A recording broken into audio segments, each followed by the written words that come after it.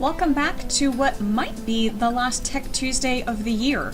With SOL testing going on this month and next month, I'm not really sure where the schedule is going to fall and what may take place, so we'll have to see. This might be the last one, or I might do one more in June.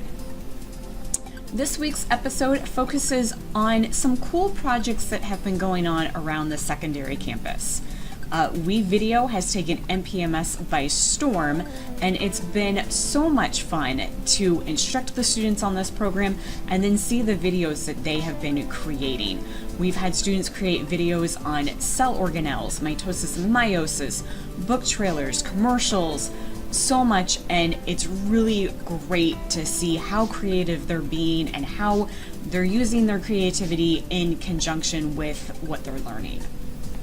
Let me back up though for a minute to the project that Mrs. Hamad's Hospitality, Recreation, and Tourism classes did with Adobe Spark and creating virtual tours.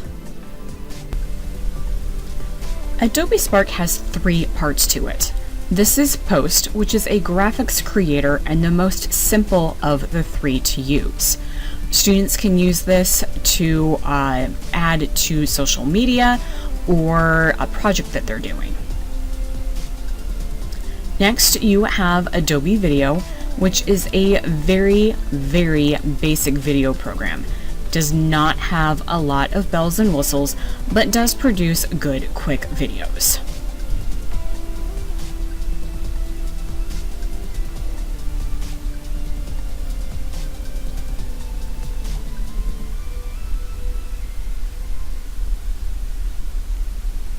And finally, you have Adobe Page. This is a modern scrolling page and presentation feature in one.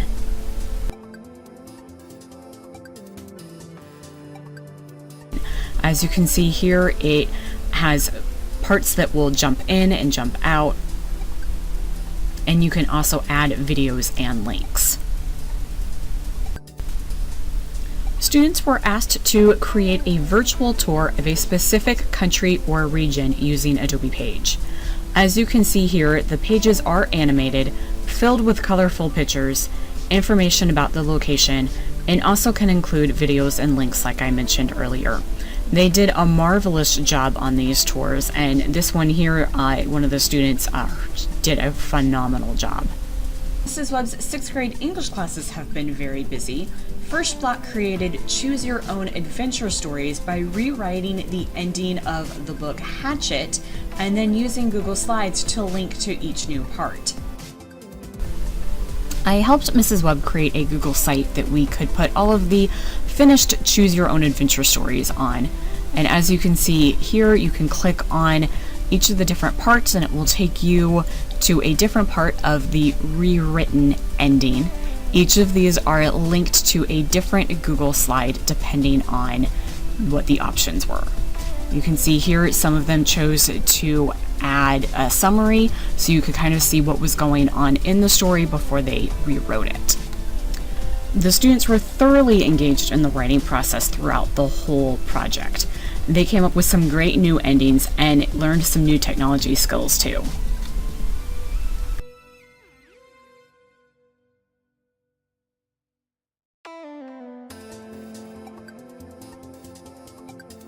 They have also been working on book trailers, but I'll get to that in a minute. Let's jump to WeVideo.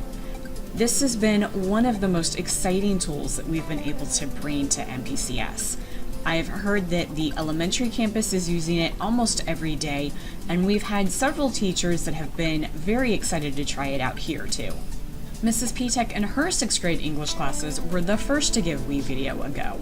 They had also read a story and rewrote the ending, and a small group of students went and took their stories and created a video out of it.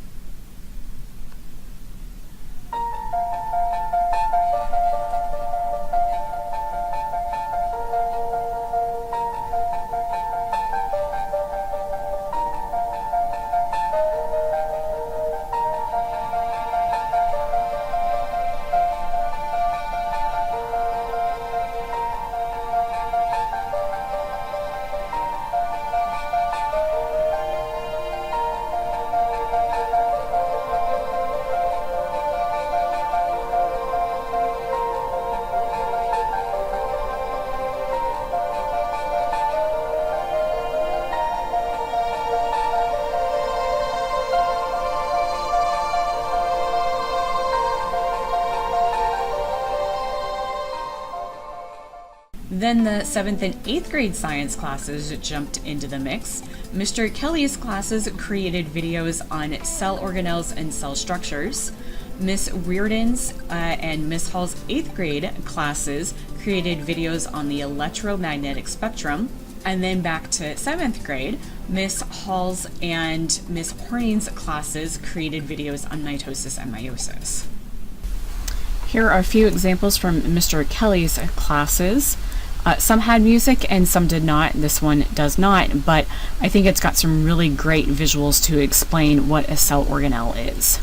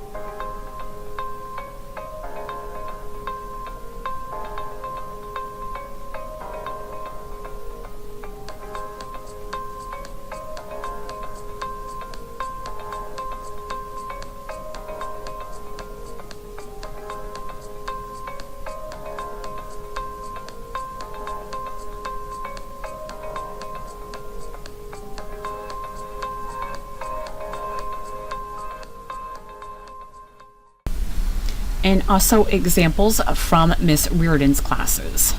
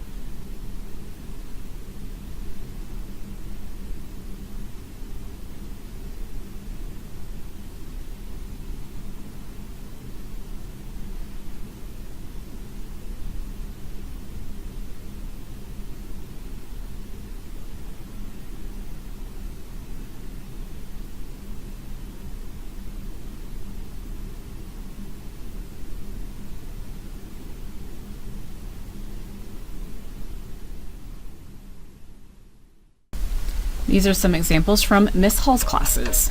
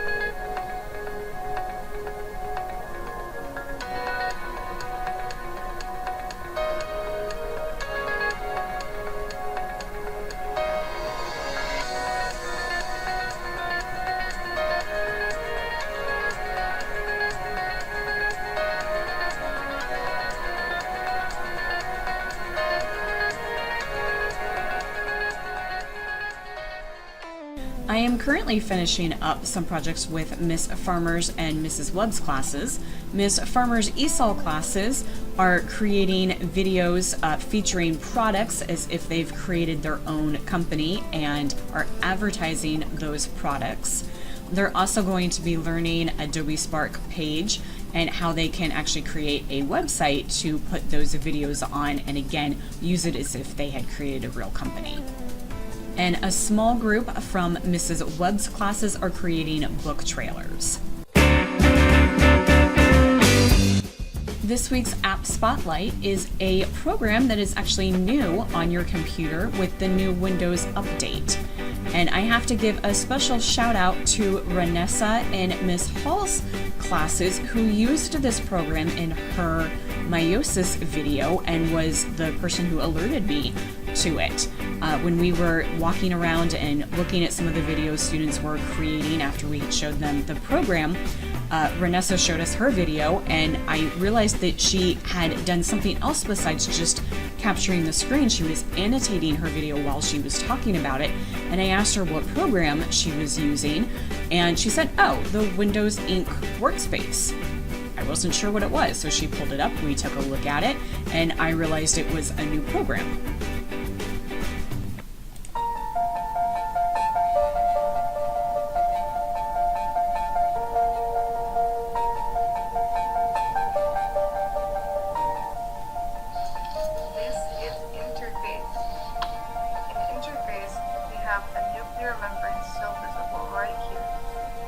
Around this clump right here, and that is called chromatin.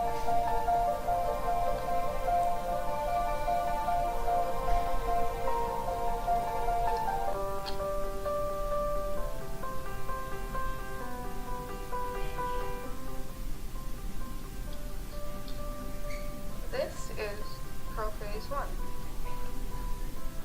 In prophase 1, here's what we see that's not here. We see these.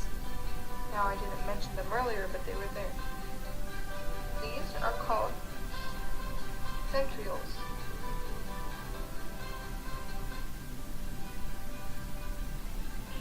And these centrioles, they're going to form these lines that are new. They are called spindle fibers.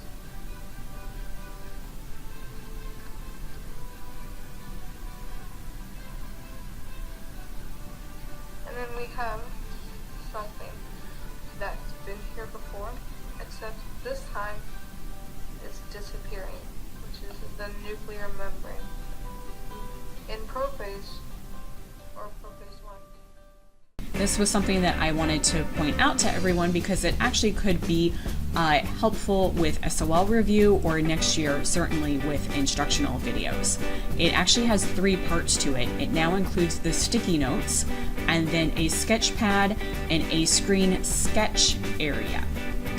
To enable it, click on the taskbar.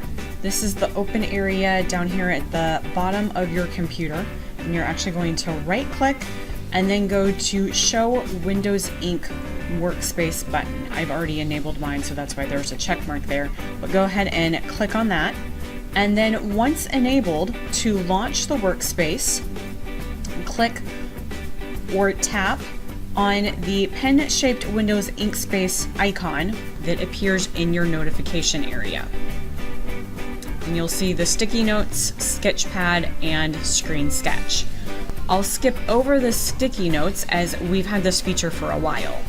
The sketchpad is a blank canvas where users can draw an idea, doodle, create, and solve problems. There is also a digital ruler which can be used to measure distance or trace along a straight edge, just like if you were using paper. The screen sketch lets you draw on a screen capture of your entire desktop. So if I click on this, it's going to take a picture of my desktop, and then that would allow me to collaborate on documents as though you were on pen or paper. So if you were projecting your screen and giving students instructions, you could highlight something. So let's say I want pink and highlight this area. I could pick the pen tool to circle or add notes and point at exactly what I want students to be aware of. Or like Renessa, you and your students can create more thorough instructional videos. For more information on the Windows Ink Workspace, check out the link in the description area below. And if you'd also like to see more of the student work that I featured in this video, check out the links in the description area below as well. And that's it for this episode. If I end up not making another one in June, then have a great rest of the school year.